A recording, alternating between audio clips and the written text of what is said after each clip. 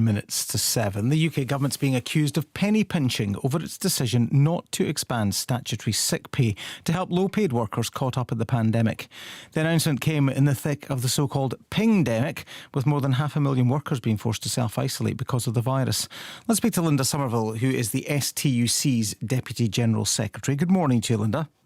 Good morning. And what are your concerns for these workers? Our concerns for these workers are huge. We're finding that more and more people are being asked to self-isolate, and workers, particularly essential and key workers who've been at the front line of this pandemic, take their jobs seriously. They've already been looking after our nation's health, while many people have been working from home and have not faced the same risk. And yet these workers, it's unfortunate to say that the less you earn, the less likely you are to qualify for statutory sick pay. In Britain, the rate of statutory sick pay is shamefully low. It's just £13 a day. So those on an average wage, and many of those we're talking about are not, they're on low pay, but even those on an average wage would be facing a cut of up to 80% if they're forced to self-isolate and take statutory sick pay. And do you know how many people are forced to take statutory sick pay as opposed to their employer still paying them even though they are off sick? We reckon that there's around 6.5 million workers in Britain who do qualify for statutory sick pay. But within that, on top of that, we've also got 2 million workers who are outside of that, who don't qualify at all for sick pay. And in terms of what we're seeing at the moment, we know, of course, a lot of people are isolating because they've been identified as a close contact of people who've tested positive for COVID. Do you see this as being a more urgent situation because of that? Absolutely. The government had done a review since last year, and they've just come out, the UK government, with that review. And frankly, it's quite spiteful that they've decided not to take this opportunity to offer sick pay to all workers and to increase the level of it. There's an earnings threshold. You have to earn £120 a week or you don't qualify for sick pay.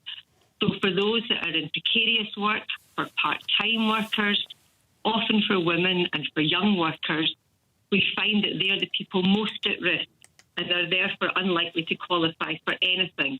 And the government had an opportunity right now in the middle of this pandemic, as it's called, where everyone's been forced to stay at home, to actually make everyone safe by increasing sick pay for all and increasing it up to a level that's realistic, to a level of the real living wage of £330 a week. Yeah, there was a rise, wasn't there, earlier this year? There has been, but it's not enough. It's come too late and it's too little for the majority of workers that are facing this. Those in precarious work, those that are working in our transport, our NHS, retail, cleaners and carers, the people that really have kept the nation well, that we were all happy to praise last year, the government, unfortunately, are not willing to take steps to actually put into place something to secure the incomes of those workers while they self-isolate, and therefore to make sure that we are all safe during this time. Yeah, the UK government, although it's had this consultation and this review, it said that the pandemic was not the right time to introduce changes to the rate of statutory sick pay or its eligibility criteria. That's right. That's the decision that they've made. And as I say, I think that's quite spiteful for the government to actually say that at this time. The cost of to introduce sick pay is a fraction of the cost of their test and trace system. So whilst billions have been spent handed over to private companies to implement a system that many have been critical of, that system will only work efficiently if it works with a package of other measures. And therefore, paying sick pay is essential to make sure that these systems can complement each other and keep everyone safe. And are other countries more generous? Do they have a better system? Other countries are ultimately more generous.